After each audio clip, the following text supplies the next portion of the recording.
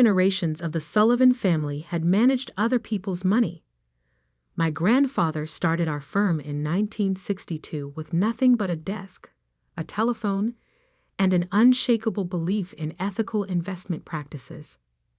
My father expanded it into Sullivan Wealth Management, serving some of Boston's most prestigious families. Then came my brother Michael and me, the twins who were supposed to carry the legacy forward together. Funny how together can mean such different things to different people. My name is Alexandra Sullivan, and until 6 months ago, I was the Chief Investment Officer of Sullivan Wealth Management, responsible for over $800 million in client assets. Now, according to my brother, I'm a disgraced former employee who mismanaged everything. The truth, as our clients are about to discover, is considerably more interesting. Miss Sullivan? My assistant Margaret's voice crackled through the intercom. The forensic accountant's report just arrived. I checked my watch. 7:15 a.m. Another early morning in the office, a habit I'd maintained even after Michael's attempted coup. Send him in. James Patterson from Deloitte had the careful demeanor of someone who'd spent decades uncovering financial fraud. He placed a thick folder on my desk. You were right, Miss Sullivan. The irregularities started exactly 18 months ago. I opened the folder, though I already knew what I'd find. 18 months ago, right when Michael had insisted on modernizing our trading platform. Right when he'd started pushing for more aggressive investment strategies. Show me the money flows, I said. Patterson pulled out a series of charts. It's clever. I'll give him that. Small amounts, carefully distributed through a network of shell companies. Most auditors would miss it. But when you know what to look for. I studied the diagrams, remembering the day I'd first noticed something odd in our trading reports. Michael had dismissed my concerns, calling me paranoid and stuck in the past. Old school due diligence is outdated, Lex, he'd said, using the childhood nickname I'd always hated. Modern wealth management requires modern methods. What he meant, I now knew, was that systematic fraud required systematic concealment. The total amount? I asked Patterson. $47.3 million diverted from client accounts over 18 months. The losses were masked by falsified returns reports. Your brother used the firm's strong reputation to prevent anyone from looking too closely. I nodded, thinking of our father, who died 2 years ago. His last words to us had been about trust, the trust our clients placed in us, the trust we needed to place in each other. Does anyone else know about this yet? Patterson shook his head. Just my team, working under strict confidentiality. Though I should mention, he hesitated, your brother's planning something big. My sources say he's announcing a merger next month. Sullivan Wealth Management is being acquired by Platinum Capital Partners. Of course, Michael needed a way to bury the evidence before anyone noticed. A merger would mean new systems, transferred accounts, conveniently lost records. Thank you, James. Your final report? We'll be ready for the SEC next week. Are you sure you want to do this? He's your brother. I looked at the photo on my desk. Michael and me at our college graduation, his arm around my shoulders, both of us grinning at the camera. 15 years ago, before money and power had revealed who he really was. He stopped being my brother the moment he betrayed our client's trust. After Patterson left, I reviewed the morning's trading reports. Michael had kept me on as a senior advisor, a ceremonial role meant to maintain client confidence during the transition. Little did he know, I'd spent the last 6 months building my case, documenting every irregular transaction, every falsified report. The intercom buzzed again. Miss Sullivan, Your brother's here. I quickly tucked the forensic report into my safe. Send him in. Michael strode into my office like he owned it, which, technically, he now did. At 35, we still looked enough alike to give people pause. Same dark hair, same green eyes. But where I'd inherited our father's caution and integrity, Michael had developed a hunger for more. Working early as usual, Lex? You know you don't have to anymore. Your advisory role is more flexible. I smiled blandly. Old habits. What brings you by? The Hamilton Anniversary Gala next week. I want you there. The Hamilton family had been clients since our grandfather's time. Their annual charity gala was Boston's premier financial event. Of course, I wouldn't miss it. Good. He perched on my desk, a habit he knew I hated. I'll be making some announcements. Big changes coming. The merger with Platinum Capital will take us to the next level. Fascinating. Will you be announcing the special investment vehicle too? The one you've been running through Cayman Islands accounts. For a split second, Michael's mask slipped. Fear flickered in his eyes before his smooth confidence returned. Still chasing conspiracy theories, sis? This is why you needed to step back. You're too caught up in details, missing the bigger picture. Oh, I see the bigger picture perfectly, Michael. Every decimal point of it. He stood, straightening his custom-made suit. Just be there next week. Smile, support the changes. It's not like you have a choice anymore. After he left, I opened my laptop and checked my encrypted email. The SEC's forensic team had been quietly investigating for months, ever since I'd submitted my detailed report. Their timing would be critical. My phone buzzed. A text from Diana Martinez, my oldest friend and the Hamilton family's private attorney. Meeting today, 2 p.m. Bring everything. I glanced at the safe containing Patterson's report. Michael thought he was consolidating his power. Instead, he was walking into a trap 18 months in the making. The old Sullivan Wealth Management offices occupied a historic brownstone in Boston's financial district. As I walked through the trading floor, I noticed the changes Michael had made. Sleek digital displays showing real-time market data, young traders aggressively working phones, the family portraits replaced by modern art. In the elevator to the parking garage, I ran into Victor Thompson, our head of compliance, or what was left of compliance after Michael's modernization. Ms. Sullivan, he said quietly, I've been meaning to talk to you. Some of these new trading patterns. Not here, Victor. I handed him my card with a new phone number written on the back. Call me tonight. Use this line only. He nodded, understanding, another piece falling into place. Diana's office was in a modern high-rise overlooking the harbor. She greeted me with a hug, then closed her door and activated her white noise generator, a necessary precaution in today's financial world. How solid is your evidence? She asked without preamble. I opened my briefcase and laid out Patterson's preliminary findings. 18 months of systematic fraud. 47 million diverted through shell companies. False returns reported to clients. And a merger plan designed to bury it all. Diana whistled softly. The Hamilton family's exposure? About 12 million. Michael used their accounts heavily because of their long-standing trust in our firm. Elizabeth Hamilton is going to be furious. Diana shook her head. She chairs 3 regulatory committees.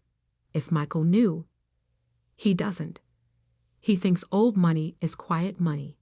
He forgets that quiet doesn't mean powerless. Diana studied me. The gala's next week. Your brother's planning to announce the merger there, along with my retirement. He wants to consolidate control before anyone looks too closely at the books. And the SEC? I allowed myself a small smile. Their audit team is ready. They're just waiting for the right moment. A room full of witnesses, Diana nodded, including the state's financial regulators, all the major players in Boston banking, and the press. Perfect. I gathered my documents. Michael always did have a flair for dramatic announcements. I'm just helping him make it memorable. Back in my office, I reviewed the final pieces of my plan. Michael had spent 18 months building his house of cards, thinking his sister was too naive, too trapped in old-fashioned methods to catch him. He forgot that our grandfather's most important lesson wasn't about making money. It was about protecting it. About maintaining the trust that 3 generations of Sullivans had built. As the sun set over Boston Harbor, I thought about the gala. Now just 7 days away. Michael would have his moment in the spotlight, his big announcement. And I would have mine. The week before the Hamilton Gala passed with excruciating slowness. I maintained my usual routine, arriving early, reviewing reports, meeting with select clients. Michael was too busy preparing for his triumph to notice that each meeting, each document review, was another piece of evidence being carefully preserved and documented. The SEC team is in position, Diana told me over a secure line. They've coordinated with the state regulators. Everything's ready. I was in my office, watching the sun rise over Boston Harbor. The same view our father had loved, though the skyline had changed. And the Hamilton family? Elizabeth knows something's coming. She's arranged the seating chart to put all the key players at the main table. Regulators, banking executives, major clients. Perfect. I checked my watch. The forensic accountant's final report. Delivered to the SEC yesterday. Your brother's going to regret not checking those Cayman accounts more carefully. A soft knock interrupted us. Miss Sullivan? Margaret entered, carrying a garment bag. Your gala dress arrived.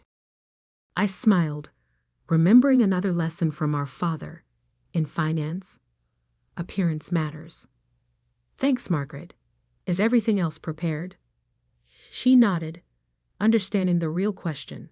For 6 months, she'd helped me gather evidence, coordinate with investigators, and maintain the illusion of compliance with Michael's new regime. All the documents are backed up and secured. External drives delivered to 3 different law firms. After she left, Diana asked quietly, "Are you sure about this?" Once it starts, he stole from our clients, Diana. Used their trust to enrich himself. What would you do if someone stole from your family? The night of the gala arrived clear and cold.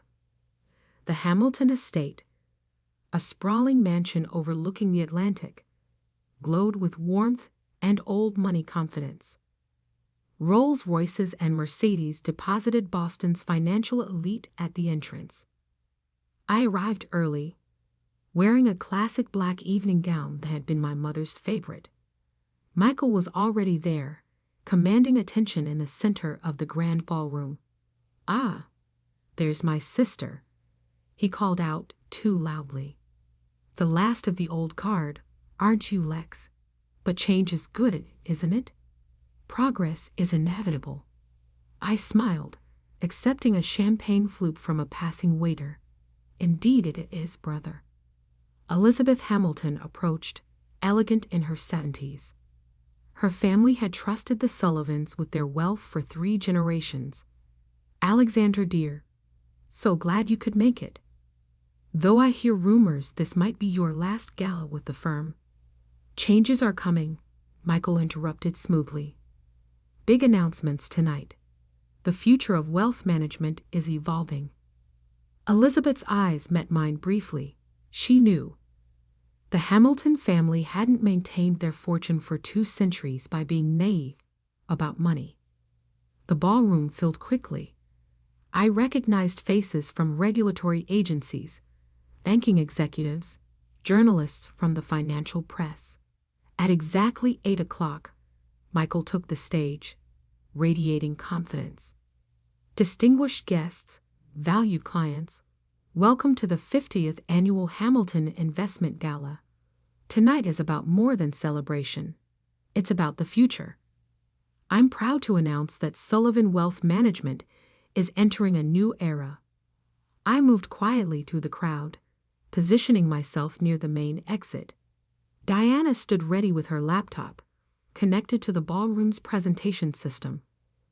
Merger with Platinum Capital Partners, creating one of the largest wealth management firms in New England. The crowd murmured appreciatively. Michael was in his element, promising growth, innovation, modernization. Then he turned to me, his smile sharp. And with this transition comes another announcement. My sister Alexandra, after careful consideration, has decided to retire. Her old-fashioned methods, while admirable, are no longer suited to modern finance. Actually, I said clearly, my voice carrying across the suddenly quiet room, I have an announcement of my own. Michael's smile flickered.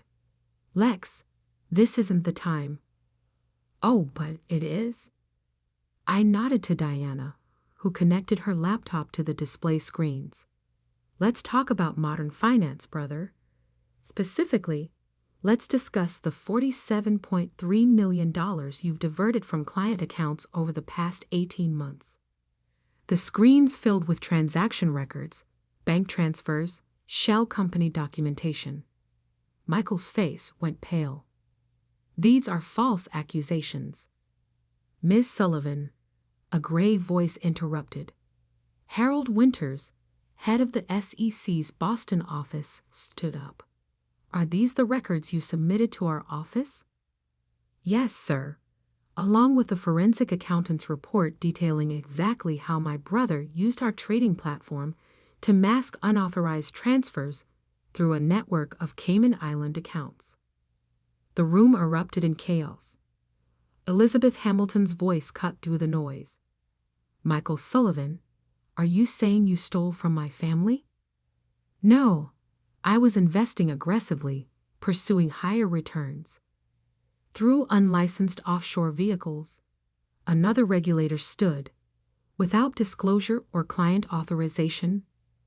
I watched as Michael's carefully constructed world crumbled.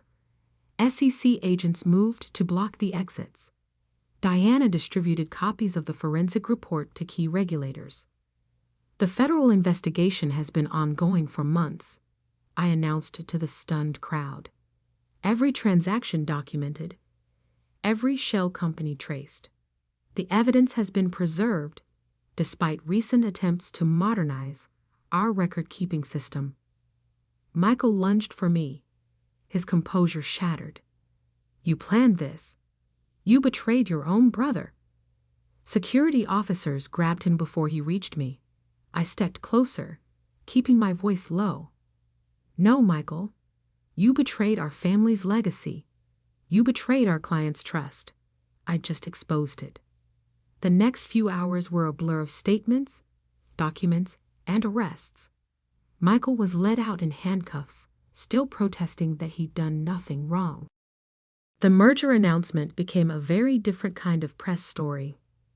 Later that night, I stood in our father's old office, now mine again by emergency board vote. Elizabeth Hamilton sat across from me, examining account statements. Your father would be proud, she said finally. He always said the true measure of a financial advisor isn't how much money they make, but how well they protect it. Even from family? I asked softly. Especially from family. She stood, straightening her elegant jacket. The Hamilton assets will stay with Sullivan Wealth Management, dear. Under your management only. Over the next few months, the full story emerged. Michael had started small, skimming from larger accounts, masking the losses with falsified returns. Success made him bolder, greedier. The merger was his exit strategy, a way to hide his fraud in the chaos of consolidation. The SEC investigation revealed everything. Michael faced federal charges for securities fraud, money laundering, and criminal conspiracy.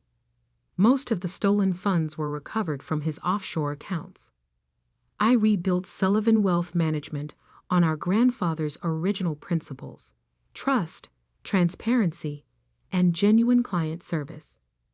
We lost some accounts in the scandal, but gained others who appreciated our commitment to ethical practices. 1 year later, I received a letter from Michael, written from federal prison. "You could have warned me, Lex, given your own brother a chance to make it right." I wrote back one line: "I gave you the same chance you gave our clients." None. These days, Sullivan Wealth Management has a new compliance system. Every transaction is triple-checked, every investment vehicle thoroughly vetted.